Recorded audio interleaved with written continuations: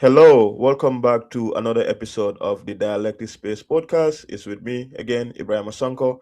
I am the host of this podcast that comes your way every week and sometimes over the weekends, where I talk to Gambians and non Gambians alike about their journey, about their experiences, about their professions, and various issues that we explore that are important to understand in hope that we can bring out the issues in hope that we can bring out their focus areas, their expertise, among other issues, including their challenges, that one person or two would learn a thing or two from their story or their journey. And today, I'm really excited to have with me an individual that I deeply admire and have known for a very long time, Mr. Sait Matty Jaw, who is currently based in the Gambia, where he also works at the University of the Gambia as a lecturer at the university, and also involved deeply in civil society and research and political commentary and analysis in the Gambia, among other issues. So, to begin with, I'll really love to introduce in a much more formal way than I'm able to put out, to read out to you a little bit about who my guest really is. Sait Matty Jaw is the co-founder and executive director with over 15 years of experience in governance and political science. Sait Matty is the driving force behind Center for Research and Policy Development's vision in the Gambia. His leadership has been instrumental in shaping the organization's research and advocacy agenda. But also since 2018, he is the Afrobarometer National Investigator for the Gambia. His main research interests are in democratization and political transformation, Gambian politics and institutions, African regional organizations, as well as migration and natural resource governance, among other issues that really characterize his very impressive professional journey. Sait Matty, welcome to the Dialectic Space Podcast. How are you doing today? Thank you, Sonko. I'm very good. It's a good morning here. I'm sure very soon the birds will be coming here now. And Yeah, thank you so I'm much very for happy coming. to be here. Yes. I appreciate it because I know really at the time of us doing this, I literally had to wake you up from your sleep. Yes. But Yes. your commitment, and I mean, in many ways, it speaks to your commitment to always be Definitely. ready and willing to have a conversation Mhm. and to add your voice to very critical discussions around our country and continent. So today, like we always do, I know you particularly hate talking about yourself, but you spend a lot of time celebrating other people and also putting a lot of value and premium on bettering the lives of Gambians, especially the ordinary people. So today, Mhm. for an individual who has known you for a very long time, I thought it would be important to bring out your story, to celebrate your story, to celebrate your voice and your courage and your conviction, because you are one of those individuals in the country who, for a very long time, believed in, have a conviction and stood by it and being courageous to stand on your truth. And so today, I think we're going to explore all of those things. But I Mm. think for most people, they're also interested to know who Sid really is. I think there are various parts of your life that you're very layered. That is not a single aspect of your life where an individual will like, this is Yeah. specifically about Sid. But I think the various aspects of who you are would be helpful for our audience to understand where it all started for you. So, if you may Mhm. begin by telling us who Said Matty Jaw is, where you're from, what is your formative years like, what sort of family household did you come from, and what values that your parents really instilled in you, and we can begin the conversation from there. Yeah. Thank you. Thank you so much, Sonko. It's an opportunity to be here to engage with you, but also to share more broadly, to discourse more broadly with Gambians. Yes, as you can see, I'm Sait Matty Jaw, but of course I was born Alaji Said, but I changed my name. I think when I was going to junior school, because of course I had the Alaji there, and at that time, I was thinking about why would I have a foreign name? And in history, you read about Seth Matiba and all those different stuff. But of course, my name was added my grandma because my grandma was a very strong woman. She was basically the matriarch of the family. So, I mean, just to start there in terms of my name. So, yeah. But I was born in Bakau. I was born in Bakau. in the mid 80s, 85. And this was a period where my grandma will always say that and these are conversation that we will have later, and some of the issues that really motivate me, because there's a context, but she couldn't understand that, but I did understand later why she was saying that. Yeah, so I was born in Bakau.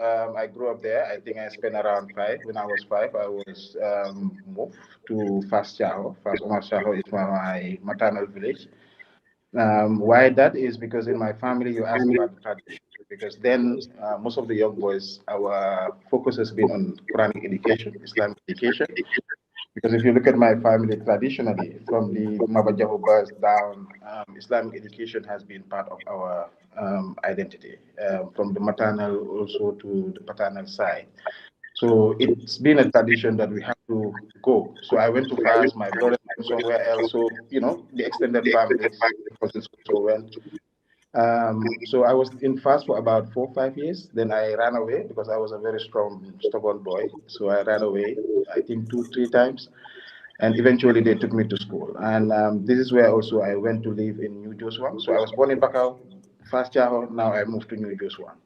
And in New Joshua, that's where I started my schooling with my aunt. And that's where I spent most of my life going to school. I started with 7 days primary, and then St. Teresa's, and then Gambia Methodist Academy, and then to UTG. But the basics of our family's value is education. You must have that education, because it's very central, whether it's Quranic education, whether it's fundamental education, because education is what moves society. And but now also, things are changing. Now you see like business and all those different stuff are also coming into the framework. But as a kid growing up, you are reminded that everything that you do in life is for yourself.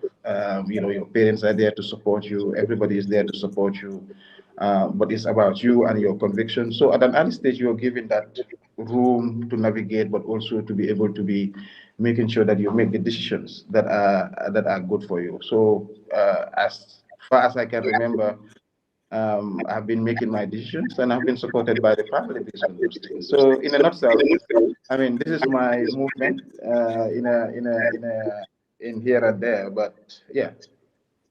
So, if I may ask, onto that, who were some of the most influential figures in your life growing up, including your parents, for example, if they were, and what were particular persons, or for example, circumstances, or your exposure as a child that somewhat had impact on your worldview, or how you see your surrounding or your environment, or things that you would eventually care about so deeply?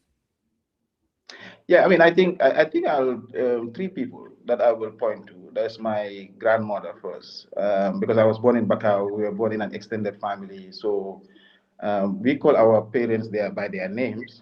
Like I call my mom Anja, but I call my grandmother Yaboy because she was the Yaboy of the house. Like that's why I said she was the matriarch of the family. And so at a very early age, we were very close. So I learned quite a lot from her. And but also when I moved to Joshua, my aunt, Commissioner Carr's mom, basically she raised me. She raised me and she has inspired me. And why that? You can see that in most of my life, most of the people that inspire me, or the people that I look up to, are women. My mom, my grandmother, my aunt, and these were three women that were very central in my educational journey, but also in my upbringing. My mom wasn't there in most cases, but she was very present in terms of, because I grew up with her elder sister. So from occasionally I go to Bakau, visit them, but still, we had that constant conversation. But my aunt she has never been to school. Her colleagues today, they are very in a high level government, but she has always wanted to go to school.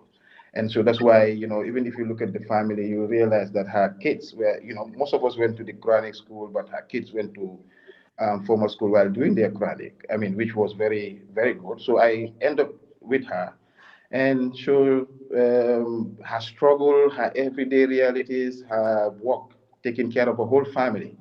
for me, that gave me a different perspective of life, and even started raising this question of gender equality and all those different stuff. Because, I mean, women are delivering, and they've been delivering in this country. And for me, I've been very lucky to be inspired and learn from these three women. So, and correct me if I'm wrong, you eventually studied political science at the University of the Gambia. And, thankfully, Alhamdulillah, you are, in America, they also say professor of political science at the University of the Gambia. And there was a time in the Gambia, at least when I was getting to University of the Gambia in 2015, uh, doing political science in the University of the Gambia, at least for most people that I know, or even people who seniored me, the Fali Faderas and the I think Al Sedikans, and really all these prominent, very vocal and courageous voices at the University of the Gambia, even when they've left, started their profession. There was something unique about them. There was something very riveting and very Yeah, powerful about them in terms of how they carried themselves, how they engaged publicly, how they articulated themselves. And so for me, I've always looked at that and admired it. And I always said, I don't know what they're doing to people in Ghana, but whatever the faculty is doing, whatever the nature of program that they're doing, the students that are coming out are pretty brilliant. yeah, And so I'm asking that to ask specifically, how did that come about? How did your political conceptualization or the idea of studying politics or political science as an area of focus, and until today you are at that place where you started? How did that really yeah. come about? Yeah, I mean, my interest in politics, I was born in Bakau. So Bakau, everybody that knows Bakau, how politically vibrant that community is. So at a very early age, I remember in 1996 when I ran away from Fast Chow, I was in Bakau. I was following. So sometimes in my class, when I tell students, I remember what Harim Muhammad Ba was saying in 1996 when he was campaigning. They're laughing. The free visa, because I lived it. I was there. I was following this rallies in Bakau. But at that time, it was just for fun, not knowing, because sometimes I believe that people's lives are saved by these events, which they don't pay attention to, but eventually it comes and adds up to their upbringing. So, but coming to UTG, I did not enter UTG to study political science, and that's the interesting part because I was in the same class with Satang Nabani and all that. So we came into UTG to study law. Yeah, to study law. So I went to that time I used to have this, well, I still do sometimes with all this Afro. I was for a very long time very, into things that I just want to do on my own. So I went to do the law interview. And I think one of the questions they asked me was why I want to study law. And I said I wanted to defend righteousness. And some of the interview panel were laughing, and I was wondering. I say, all that's all you want to do with law? Then you're not going to make up money. Then for me, I thought that law is about making money and all that. So at that time, the political science program was not approved. But then there was this professor, Dr. Sajatal. Yes. Um, Let's say that. yeah, Dr. Saya. So he was teaching this course, political philosophy. Introduction to political philosophy. So I attended that class one time. Then I haven't decided that I wanted to study political science or not. And the first question, that we were doing in class was about man, trying to understand oneself. And so for me, that kind of, got me attracted to Dr. Sajja and his intellect, but also the philosophy that he was teaching, who is man by nature. So last time when I had President Barrow talking about man is a political animal, it took me back to Dr. Sayata. So from that onset, with political philosophy, I said maybe this is my calling, Calling. because even eating the family, both my parents are not educated. One will want me to study law because of the misconception about law. The other wanted me to study something else, but not law.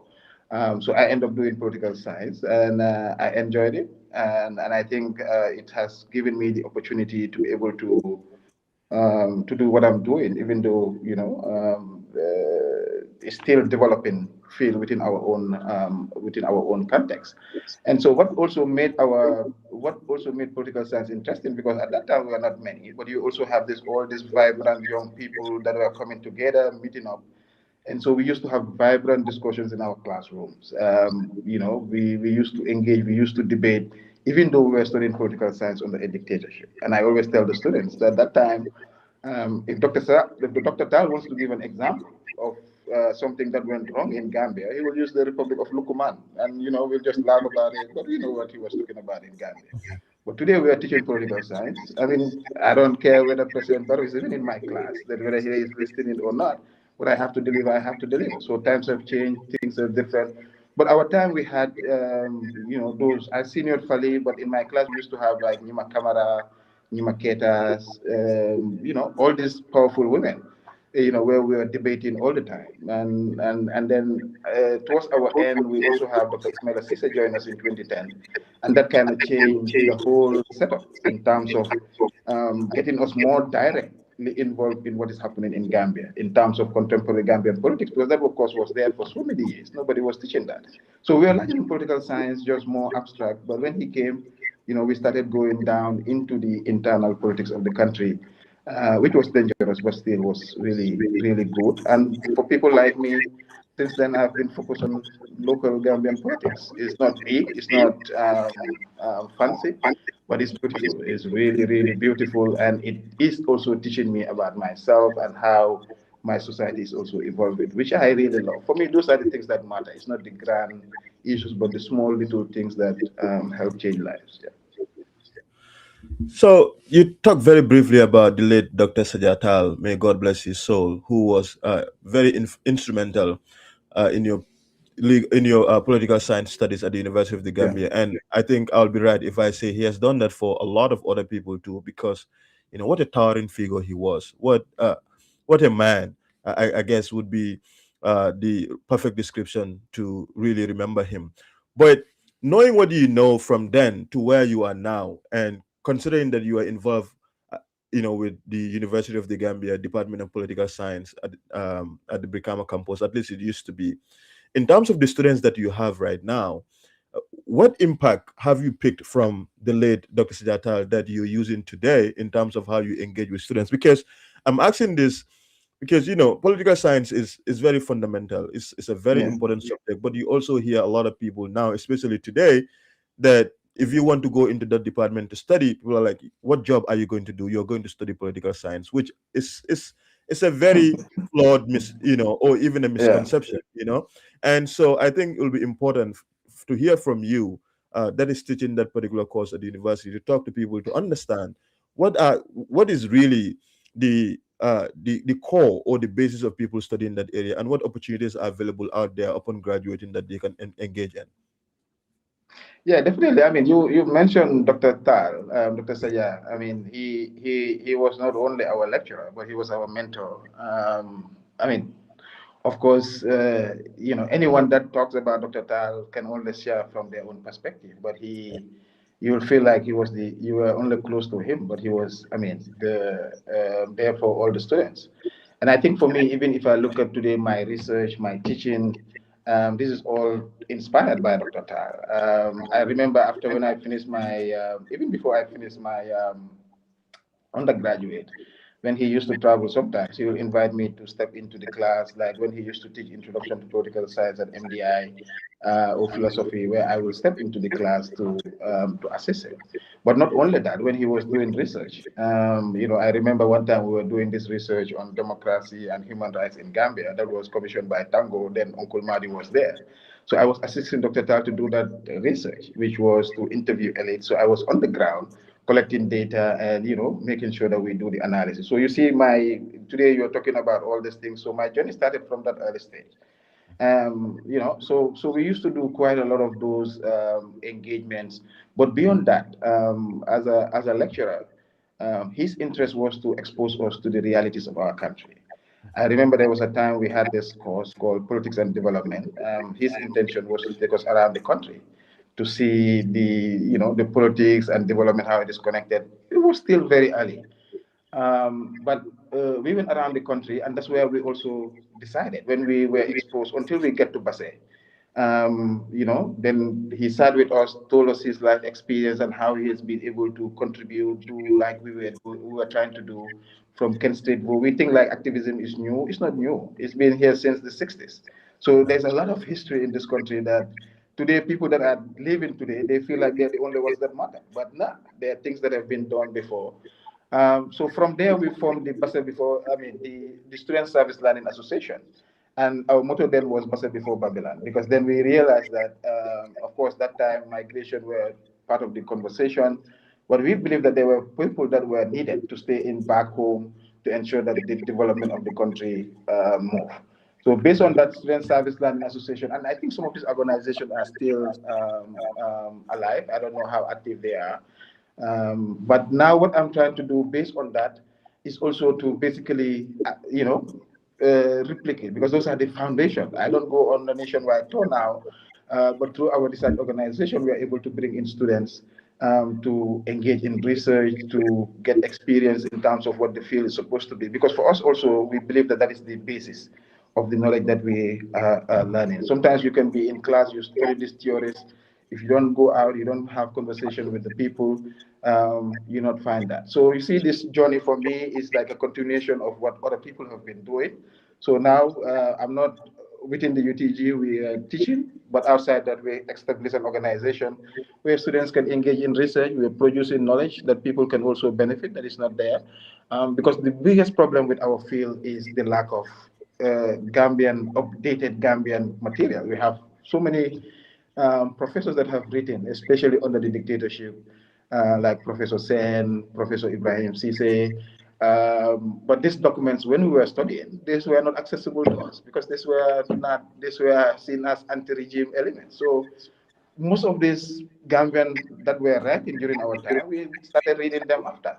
So you see, like there's a lot of evolution, and so we'll get there. Yeah. Yeah. So you also, added another layer to your academic journey. You had a master's in public administration. I think you will talk to us very briefly about that. I suppose it's outside the Gambia. Yeah. And I'm saying this because I'm doing an MPA right now myself, and also I'm doing an LLM as well because I'm particularly interested in the intersectionality of Yeah. law and policy, which are very Mhm. related to. So political science, from political science to public administration, kind of makes sense just because of the connectedness of the two. So how did Yes. that come about, if I may ask, and where did you do your master's program as well? Yeah, so when I finished in my bachelor's at UTG, I enrolled to do the master's in African history. So my first master's was in African history. That was also done at UTG. At that time, the plan was to local, remember Basel before Babylon. So some of us Yeah. take the whole idea so seriously. Yeah, so I did a master's in African history at UTG, but then in 2014, I got arrested. I got arrested for research. I talk about, research work. So 2014, I was doing that and we were doing Gallup poll. So I got registered, arrested by the regime. I was at NIA for like a week, got Wait, where released. were you, where were you arrested? I know that was a conversation we are going to get to, but now that you've mentioned it, can you specify why were you arrested? Yeah, I was arrested in connection with the research that we were doing for Gallup. Gallup poll, Gallup poll is a Yes, global I do. poll, just like Yeah. Afrobarometer is a Pan-African network. Gallup poll is a global. So at that time, like I was in a master's, you are studying Gambia, you don't know anything about the people, nothing. So this guy said, "Oh, we want to do an opinion poll here." At that time, I think I started teaching at UTE. So I was the one assisting, facilitating their coming in and recruiting, just like what I'm doing today, recruiting people to train and then to get to the field to do work. But of course, so the time that they were here, I was away in, I met them and then later left because that time I was also very much involved in the continental youth engagements, youth policies, and all that stuff. So I went to Azerbaijan for a youth policy engagement, and around that time, I think it was end of October to November, 2014. So there we were discussing. That was the first UN Youth Policy Forum, where we were in Azerbaijan. So when I came back, while I was there were issues that the NIA were coming and all those different stuff. So when I got back, That's when I received a call. I didn't know that the issue was that serious, because one of the questions was asking about, do you approve or disapprove the way Yaya Jammeh is running the country? And at that time, you can talk about Yaya Jammeh anyhow, but you cannot question Yaya Jammeh. But for me, even when I saw that question before this whole arrest, I said that this particular question can put us into trouble, because if you are in a society, you are in that society, you have to know that society. But I end up deciding and saying like we need to go on, because of course it was 2014. I was young, and I mean, sorry to say the word stupid in terms of my environment. But it was also good for me. It was like the next stage of what was to expose me. Even this master's program that you were talking about came through that. So I was arrested. I went to NIA. I spent there 1 week, and they were questioning me. And the interesting thing, they came to pick me at the university. Wow. On that, on that Wednesday, I still remember all these details. I went there to teach. I I think was I remember having, that. I remember yeah, that. at Birkama, yeah. So I was there. So I they gave wasn't there, me, but I remember the story. I remember it was very prominent.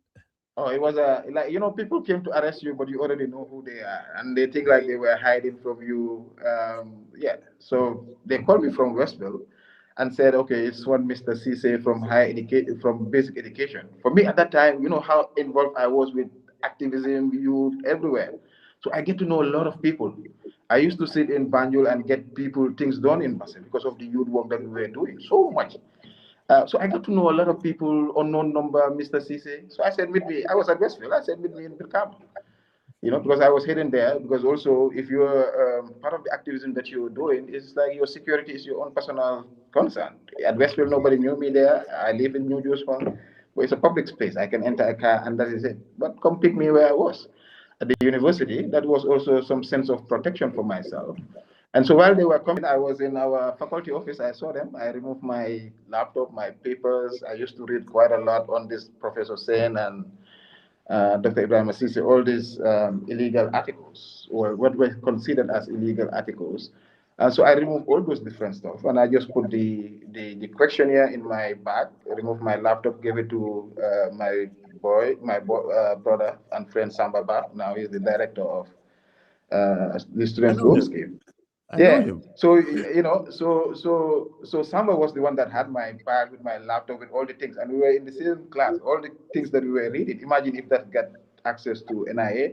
So I went just with the form, and so we arrested the other people I was working with. I was working with the Nigerian and the Ghanaian, so we were all arrested. They picked me first, then they picked the Nigerian and Ghanaian. I called them, picked them at NIA, at MDI, and so we went to the NIA. And they were asking what we were doing. We just give them the questionnaire. They look at that, and that was it. So we were kept there for 1 week. Later, for me, I was released because I think there were a lot of noise outside, especially with the students.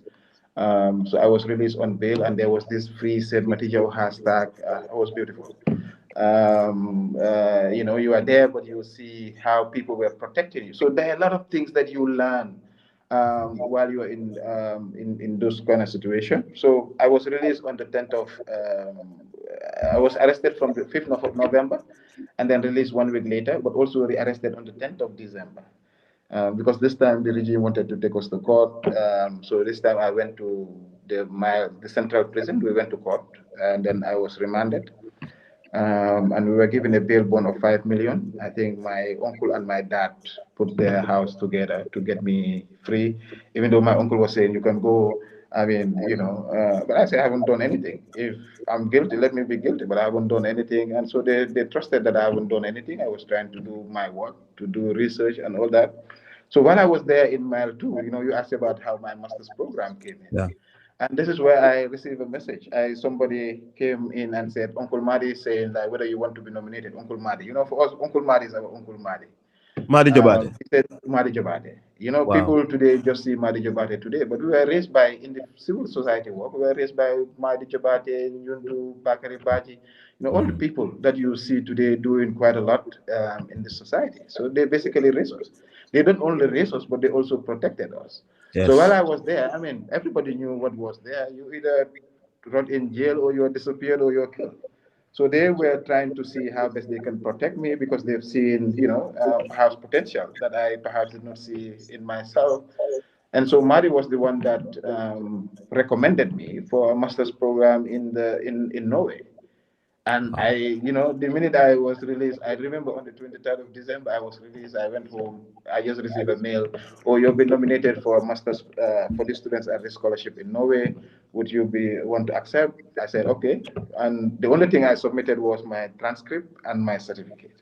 That's how I got to, yeah, because the program that I was nominated to was for politically active students that were at risk. Even though at that time I was almost done and dusted with everything, but I think Norway end up, accepting me, and that's where I end up going to Bergen to do my MPA in public administration. I mean, there's a lot of things that but this is a summary of everything that.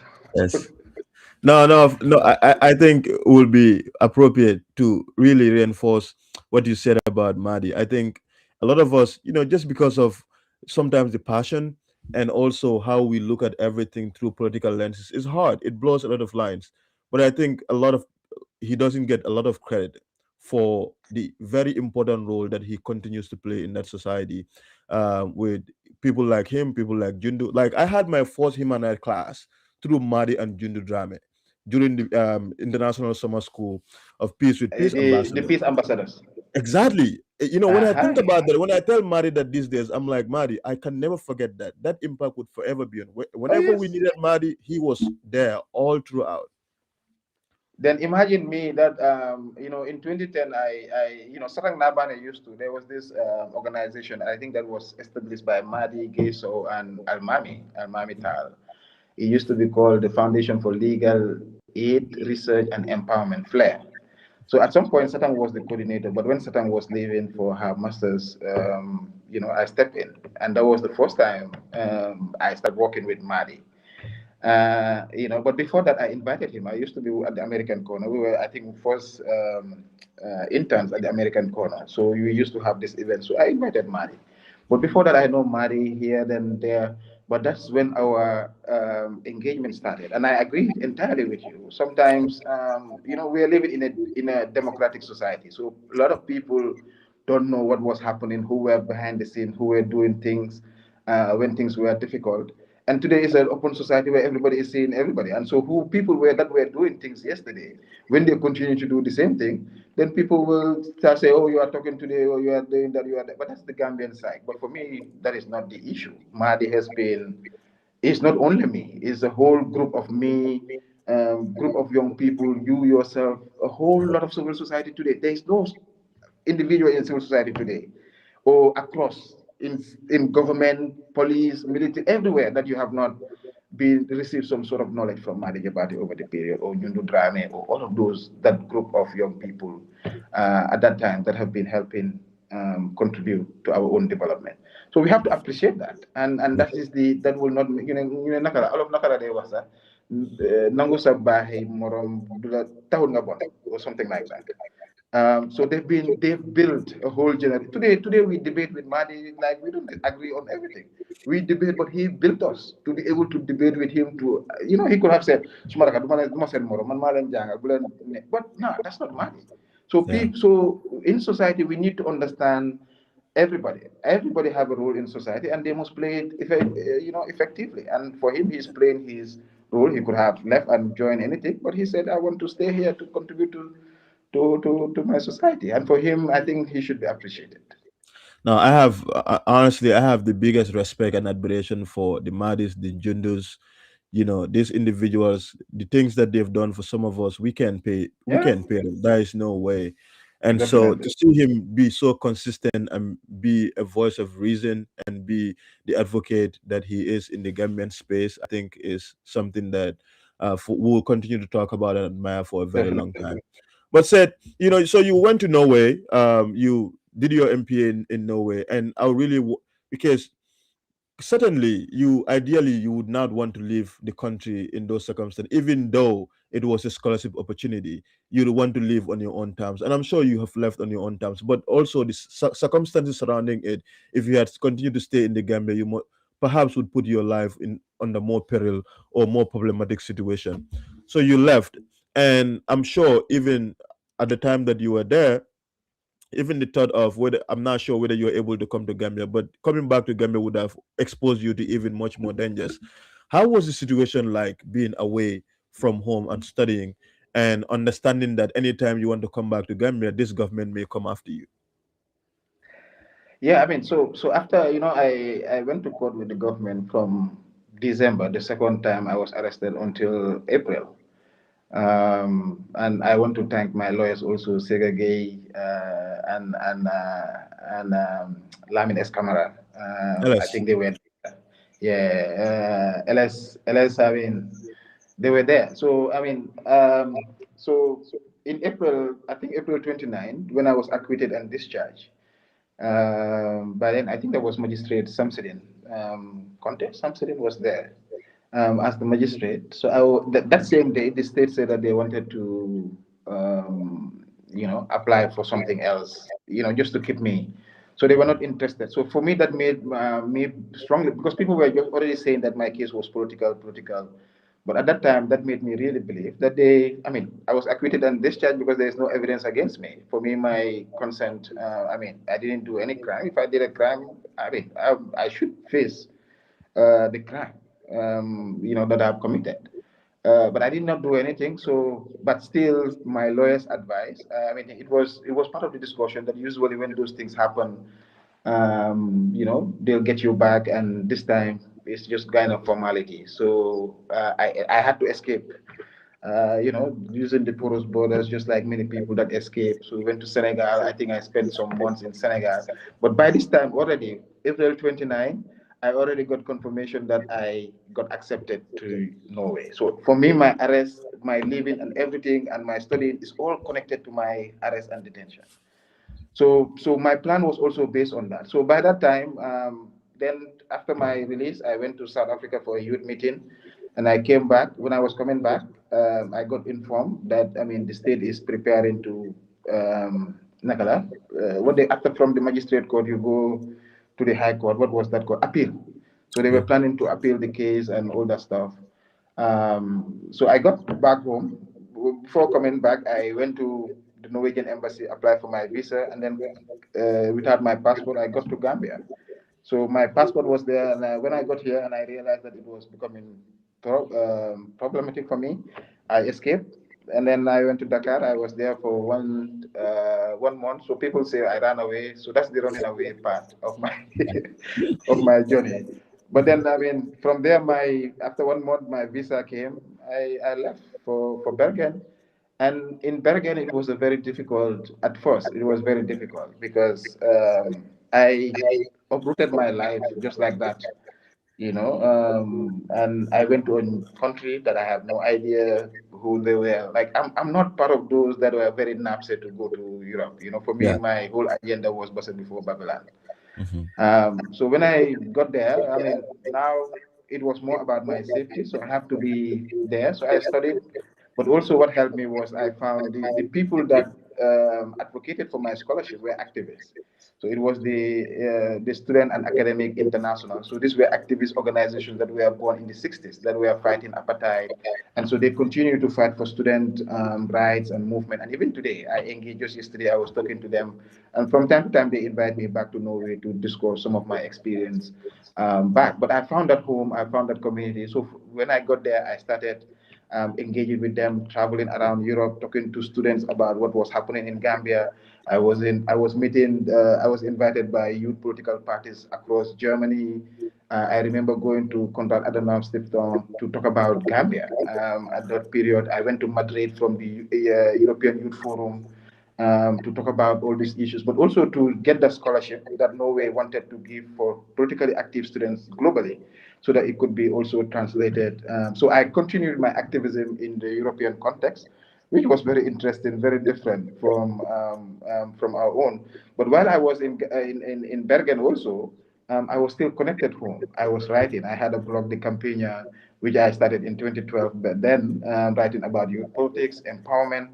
But in Bergen, that's when I started writing against the regime, talking, encouraging young people to go and register to vote. Because at the end of the day, for me, I never wanted to stay. I wanted to come home. And that was my fight. I was fighting to come home. And of course that was my interest at that time. And luckily, people that were at home ensured that we were able to have that. And after 2017, I've been back since. I just go to Europe, come back, but I'm still here. So after the change happened in 2016, which we're getting to the, I mean, every part of your journey is interesting, but a little much more interesting part of what you do now. I think people have an opportunity to know that. So after the Yeah. 2016 elections, you eventually had the chance to return back home without having to worry about being subjected to that unfortunate incident with the government of the Gambia. Yeah. What was the plan?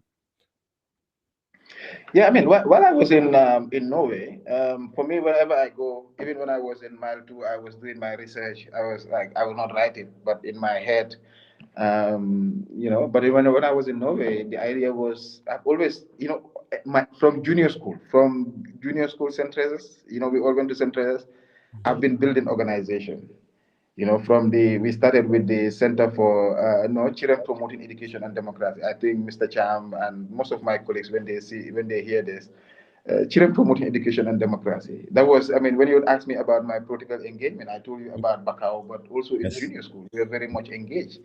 There were Children Against AIDS, so many other organizations, cultural clubs. So for me, it was democracy and culture. These were two things that were very critical for me. So in Norway, I mean, I was volunteering. Like I said, I was very exposed. To the high level society there because of the scholarship that we had. So I was volunteering at the center, and a center on law and social transformation. I think also that's where Satang did her PhD. Mhm. And in that center on law and social transformation, what we were doing there was basically to discuss the law and how the law, as an instrument, as a tool, it has, can be used as a tool for social transformation. So I was a volunteer there. But see, the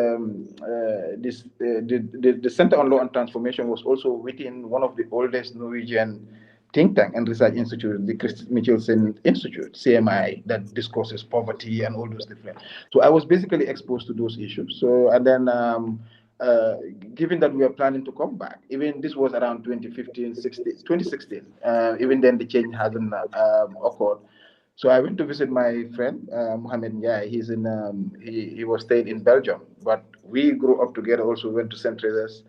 From St. Teresa's went to Methodist UTG. So we were, and he founded the debate association. He was the second president of the debate association. So most organizations that you guys come and be part of later, we were very active on that. So Mhm. he was studying in Belgium. I was in Norway. So I went to Belgium, and that's where the whole idea of establishing a center that basically do research and all those different stuff will come up if we had the opportunity to go back to Gambia. Unfortunately for us, we had the opportunity, and so initially we wanted to do on anti-corruption, Gambia Watch, and all that stuff. I said we are past that. Now we want to bring in knowledge, education, and all those different stuff, so that we can help reshape society, reshape the way that our country is moving. And that was the decision. So when we came back in 2018, we registered. I came back in 2017 after I finished my master's. And 2018, we registered the center. We started step by step. And today's, alhamdulillah. So the name of the center is called the Center for Research and Policy Development. And Yes. so far, since you were established in 2018, what are some of the highlights or projects that you guys worked on, or you're still on some of the ongoing projects that you guys have that, in your estimation, have had a lot of impact in the Gambian political space? Yeah, I mean, the whole agenda of the Center for Research and Policy Development, like I said, after the change happened, our agenda was to come back home to support that change. Because I was in Norway, I was writing against Jammeh. All the activists were pro Barrow, and everybody was in that field. But having change is one thing, but how do you ensure that change? You support that change, that transformation to happen. Because for us, this was the vision that if Gambia changes, then we'll be able to do our research, we'll be able to do our academic work, we'll have that environment to be, to enjoy our academic freedom as we're supposed to do as academics. So when we established in 2018, our agenda was to support mostly, and so what we have been able to do was to come up with different activities to look at areas that we feel we can come in. And one of them was to build the capacities of civil society. And I think we work with Freedom House, where we have what we call the CSAT, the Civil Society Advocacy Training Program. And today, when I look across the civil society, the first cohort of our members, today they are across almost all the civil society organization, program managers doing important work within that. At some point, we have to document, because we don't tell our stories, but at some point, we have to document all these things to show that this is one of the things that we've been able to do. But I think another transformative issue was when we partnered. Remember when I talk about the Yes. law as a tool for social transformation? I think that also brought us to light was when we decided to challenge the National Assembly's loan, 50 million loan, with Gambia participate. Because for Yes. us also, we wanted to do public interest litigation, because I strongly believe a government must be allowed to do what they're supposed to do as long as they are within the legal limits. But if they want to go, they have to be restrained. Government must be restrained, and you cannot restrain government by, just go in there and say, shoot me. But you have to look at the legal instruments that exist, things that they cannot say no to, but you challenge them. And so we decided to go to court. And since then, we've been going to court as a way of doing our advocacy. So we've challenged the National Assembly, challenged the IEC. And very recently, as an individual, not the center, we went there to challenge the delay of the finance minister's budget. So, for me, public interest litigation was what I was studying in Norway, and so I thought it was important we brought that. But we've been doing survey also, especially opinion surveys, because opinion surveys are also, usually we don't have, it's only fortunate privileged people like myself, you, and others that keep coming in the public conversation. But we decided to say that we need to have the voices of the ordinary, everyday Gambians. It doesn't matter where you are, that every Gambian must have an opportunity to have a say in the way that the country is being governed. And so we've been able to do those kind of engagement. Sometimes they say, well, we champion opinion research in Gambia, but nah, the most important thing is whether we are contributing to the conversation. And today, when I see a lot of young people coming back and say, "Oh, I've read your article, this, your research helped me on my thesis and that." So for us, that's the you know, the benefit we are getting from what we are doing. So CRPD has been able to do that most things, but mostly we've been able to do mostly research, and then we've worked with a lot of partners. UNDP has been one of our greatest partners locally, but we've also worked with Afrobarometer, West Africa Democracy Solidarity Network. We've worked with Peace Research Institute in Frankfurt, in Germany, PRIO, Peace Research Institute Oslo, which I went to when I was in Norway in 2016. I went to PRIO to do a peace course.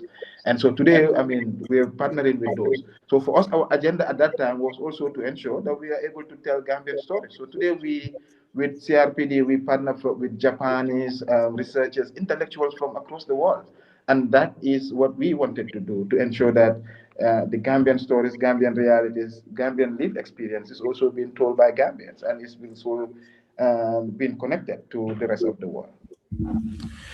And so, knowing Gambia too, said with such an important role, and our politics and society has mostly been bereft of empirical research outcome. Well, I think they're there, but access to it maybe has been difficult. I'm too young, but I know that we have our challenges or loopholes. So I don't want to Mhm. speak to something that I don't have a lot of details about. But I'm saying this specifically to say that I'm pretty sure you guys face challenges in terms of either resources, in terms of conducting some forms of research, even sometimes with the basic stuff, either conducting basic research using the internet or something of that sort. It could be anything, right?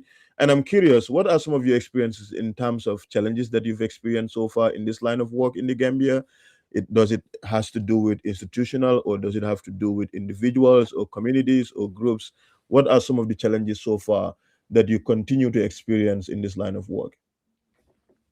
Yeah, the challenges are evident, and they are there. And I usually say for us, our number one challenge is usually finance. And why finance? Because we see like we have the skill sets, we have the interest, we have the knowledge, but push like modest, and that comes from the finances. But we are very excited also that the government decided to establish a national, this national research fund. I think we're looking towards that as an opportunity to be able to, compete. We are not expecting, handouts, where we compete for through proposals and all that, so that we'll be able to, because the more we do research in Gambia, the more you feel like there's a lot that has to be learned. There's a lot, and it's not only about the past, but also the new realities, the new dynamics that are coming in. And a lot of people, even donors, institutions, most people don't invest their monies in terms of research. They mostly want to do activities. Okay, you have an activity, you have a meeting, they come put meeting. But when you do research, that's like a legacy. You build in a whole knowledge system that continues and that is locally produced. So usually, sometimes they don't see it in that way. But over the period, I think with our insistence and consistent commitment, we're changing the landscape, we're changing the mindset. And sometimes we've seen even projects before they start, they want to do some sort of assessment, they want to do some sort of a research. I remember one particular project that we work and is very impactful right now is the Rice project. I just call it Rice, but we did the study for the for the World Bank when they were interested in youth and human capital development. So we went around the country talking to young people about these issues of human capital and how they see it, and so that led to the development. I mean, it did not might not lead to that, but it has contributed to that project and how it's been seen. So, and that was a study that was commissioned by the World Bank for us to do that. So even UNDP, before they start certain projects, they commission, because institutions now are looking at evidence, because they don't want their projects to fail. They're looking at evidence. What are people saying? They want to bring in people in that process. So finances has been one, but the other challenge that we've experienced initially was the way that government conceive of the work that we do. But I think now they are I mean, which particularly to CRPD, our number one partners have been government. We work with government, particularly around the security sector. For us, our agenda is to bring civil society, government, everybody together, because the country needs to be discussed instead of people going aside. Of course, we believe that people must come together and discuss these issues, and people, when they sit around the table, they'll be able to address some of these issues.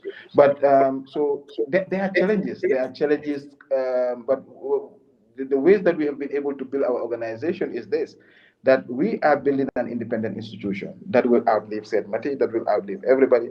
So how do you finance that institution is very critical. As we are there today, we are paying salary. We are not. We don't have many grants. But how we finance ourselves is like the consultancy works that we do sometimes. We engage, they pay us, and then we plow that back into the society. Luckily, we had a grant where we have office space and all those different stuff. But this is the identity that we want to bring in. And so challenges will be there, but I mean, if challenges don't exist, we will not exist. So we exist to solve challenges. And so as an organization, we must also navigate these internal challenges, and that's what we are doing. So we've been around for like 6 years, and now some of the people that we started with, they've returned back with masters. So we are building that institution, intellectual institution that continue to outlive all of us, like we did with other organizations, and that's the mission. Said now, looking forward, obviously I don't want to keep you longer than I already did. I would like to really understand what impact you hope to create, knowing that we have an election year. Elections is in about 10 or so months from now, Mhm. in December, and you do such an important job with the center in the Gambia and also in partnership with other organizations, including civil society. But what are you looking at right now? What impact do you intend to create in terms of research outcomes, in terms of influencing policy, in terms of also influencing the decision of political parties in their decision, considering that we have a lot of them, that are coming to the fore to seek for public office, but also in your capacity as a political science lecturer at the University of the Gambia. What is your observation? What do you hope that your work would continue to do in terms of aiding Gambians in their decision as they go into the 2026 presidential elections? Growing up, I remember reading Foroya. They used to have like, know yourself, know your country, and you shall be the architect of your own destiny. Mhm. I remember reading that quote, Dr. Owl. I think Observer had that, Dr. Owl, and all that. But for us, the only thing that we want to do is we want to contribute. We want to see ourselves individually. Me, Sait Matty Jaw, as a citizen, that I want to contribute to the development of my country, but I'm not doing it for you. I'm not doing it for nobody, but I'm doing it for myself. And why am I doing it for myself? Because if I live in a stable and secure society, I'll be able to explore and express myself in a more, I will be able to do what I'm supposed to do as a human being. So I need stability first. And sometimes people think like we are speaking. I mean, they say, "Oh, you're speaking for people." I don't speak for nobody. Everybody is a citizen. Everybody must speak for themselves. And for me, that's the belief. And that's why what we are doing is we're creating that opportunity for everybody to be able to speak for themselves. And that's why we are doing the surveys. And when we do those surveys, we want to bring it forward and say that this is what the people are saying. And what we expect from the political class is to at least listen to the people because they engage the people. They know what the issues are. They are there. They see that. And for them to not only to take our findings, but also to take it and go back to the people and say, why is A? Why you think that the country, the way it is not going that way? What are your reasons? So for them, they're supposed to do that. So what we are trying to do is to just to point to them that there are the issues that are happening, and they have to take that. And for me, I want to leave. I or sometimes argue with my students that I'm a very selfish person. That I am thinking about my retirement as I mean, I'm in my 40s, but I'm thinking about my retirement. Most people in this country don't think about that. Yeah. And if I'm retired, I'm gonna get old. If I get old, and the country is in chaos, who's gonna be there to help me? Yes. And we see that we, the older generation, are mostly the vulnerable, the ones that are ignored. So for me, everything that I'm doing is connected to how I envision my time on earth, and that is not, you cannot divorce that from Gambia. And I want to live in a peaceful, stable Gambia, but I want also people to be open to understand that Gambia is for all of us. And I always argue that you cannot have a Gambia when the Manjagos or the smallest ethnic group is being marginalized or people are being pushed. That's not the Gambia I know. That's not the Gambia I grew up in. And for me, it is the duty of all of us, politicians, civil, lecturers, educators, media personality, to remember the kind of society that we grew up into and to try to transmit the best form of society. Now, with the way we are polarized in this country, maybe I was young. Maybe we were young. Maybe it is now that we are entering into the field that we are seeing this polarization. Maybe it has been here for many years. But is this the way? Is this the kind of society that we want to live? These are the questions that we have to ask ourselves. So everybody must reduce the debate to the individually, to your own individual self, and to see how you want to contribute. And so for some of us, for me, I mean, people talk about legacy and all those things. I mean, I don't really think about those issues. I want to think about now. The rest is for history, and at least I hope that history will see that I have contributed in raising, in helping educate. That I was help first. That the story should be that Said Mati was built by other people and he helped transform and build other people. And that should be the legacy that we should be living, and not just to say Said Mati this, Said Mati Mofid FDA. And that's the problem that I don't want people to remember me. And of course, for us, we are writers. So when we write, when we put academy, in 50, 20 years, people will still read about us. And today, me, I'm reading myself what I've been writing in the 2012s, and now I said, was I the one writing these things? I mean, I disagree with some of the things that I was writing now. Yeah. So people evolve, and those are things that maybe age and experience can help. So in a nutshell, yes. Yes. Said, I've always said, and I've said this, I think, even publicly, that I admire your humility. I think, as not only intellectuals, but as human beings, I think that's something that, for me, is extremely important. And we see a lot of people, um, you know, it's tough from where we come from. And so for me, I think a lot of young people like myself, I look a lot in that, it doesn't matter the amount of knowledge you have. If you don't carry yourself with some level of humility and to care about deeper issues than just, the just the other things that come with it than the most important things. Mostly for me, that is something that I relate with a lot. So thank you so much for really being here, for talking to us, for talking to me. But I'll also hope that I can have you more for us to talk in detail about some of Yes. the work that the center is doing. It's pretty late here. Most of the time, night times are always very hard for me to stay up. This thing, even The myself. morning, the morning is starting here, and the night is Yes, starting there. exactly. So I really appreciate this. Thank you for talking to me. We'll schedule another time for us to get into